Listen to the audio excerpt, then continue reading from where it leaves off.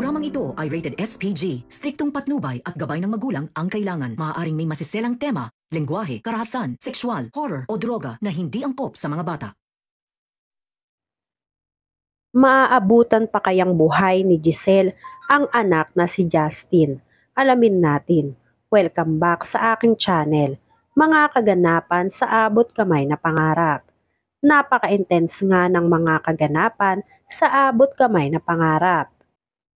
Desedido na nga si Justin na ibunyag ang buong katotohanan tungkol sa pinakatago-tagong lihim ng mag-inang Morgana at Zoe, at napili ni Justin na kay RJ sabihin ang buong katotohanan dahil panigurado raw na magagalit muli sa kanya ang inang si Giselle, kaya si RJ na lang ang sinabihan ni Justin na makipagkita sa kanya.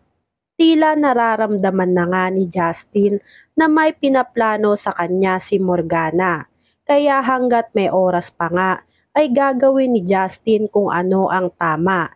Yun nga ay ang sabihin lahat-lahat ng nalalaman niya kay RJ bago pa mahuli ang lahat. Walang kaalam-alam si Justin na nasa peligro na ang buhay niya dahil pinapaligpit na ni Morgana si Justin kay Gilbert, at anumang oras ay kikilos na si Gilbert para mapatahimik na si Justin ng tuluyan, para hindi na makapagsalita pa si Justin at mabuking lahat ng sikreto nila. Tinawagan ni Gilbert si Morgana para sabihin na magkasama ngayon si RJ at Justin. Mukhang may sasabihin raw si Justin kay RJ na napakahalagang impormasyon. Kaya sinabi ni Morgana kay Gilbert na oras na para mawala si Justin sa mundo, at alam na raw ni Gilbert kung ano ang dapat gawin kay Justin. Wag na wag lang raw idadamay ni Gilbert si RJ dahil si Justin lang ang target ni Gilbert. Si Morgana raw ang malilintikan kay Zoe kung sakaling madamay ni Gilbert si RJ sa pagpatay kay Justin.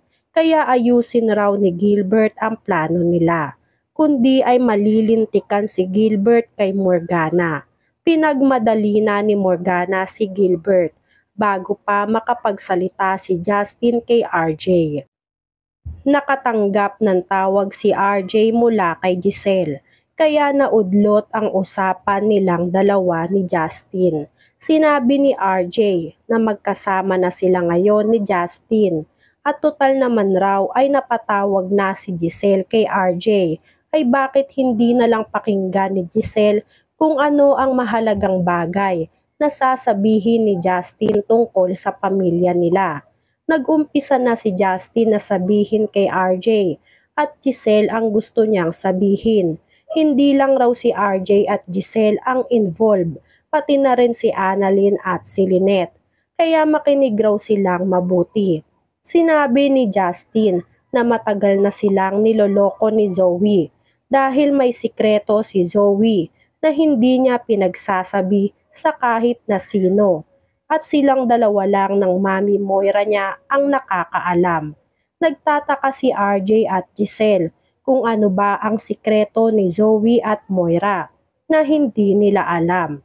Narinig ni Gilbert na aamin na si Justin kay RJ, pati na rin kay Giselle.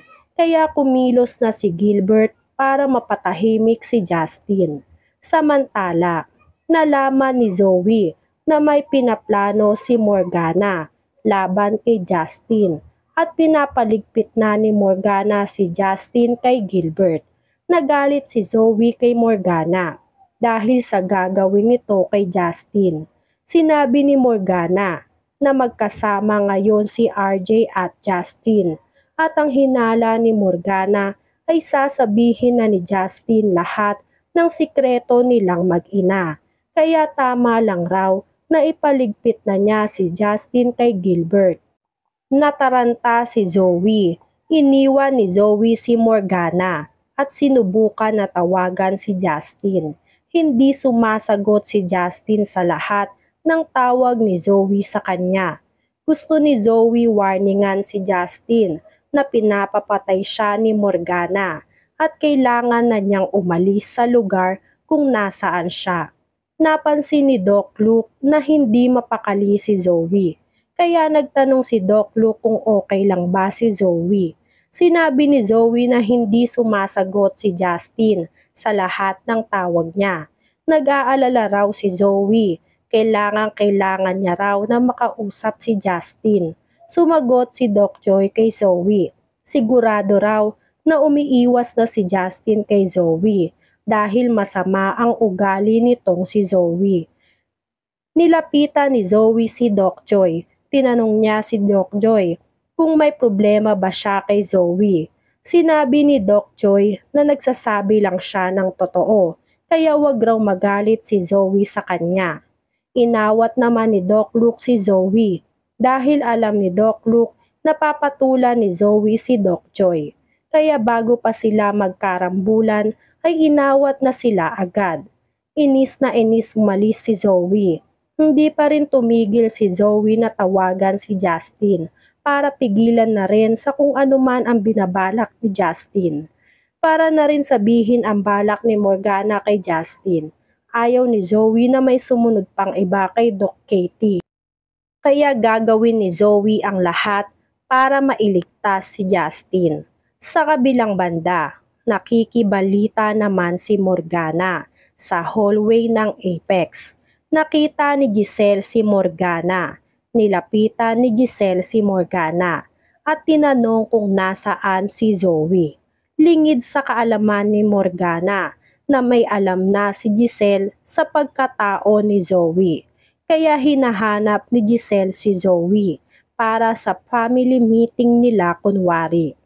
Didiretsahin na ni Giselle si Zoe matapos malaman ni Giselle kay Justin ang tunay na pagkatao ni Zoe, na pekeng pamangkin lang pala siya ni Giselle. Nagtanong si Morgana kay Giselle kung para saan at anong meron at bakit sila magkakaroon ng family meeting. Sinabi ni Giselle na wala raw pakialam si Morgana kung ano man ang gagawin nila. Basta hindi raw kasali si Morgana sa family meeting nila. Kaya wag na raw magtanong pa si Morgana kay Giselle. Iniwan ni Giselle si Morgana. Pag-alis ni Giselle ay napangisi na lang si Morgana. Napawika si Morgana na magsaya lang ngayon si Giselle dahil hindi na aabot si Justin sa family bonding nila dahil mawawala na si Justin sa mundo. Magtatagumpay kaya si Morgana sa plano niya kay Justin? Huling yakap na kaya ni Giselle ang ginawa niya kay Justin? Yan nga ang mga kaganapan at mga dapat nating abangan dito sa Abot Kamay na Pangarap. Kung gusto nyo pa ng mga gantong klaseng video, ay mag-subscribe at i-like itong video na to. Maraming salamat po. I got you!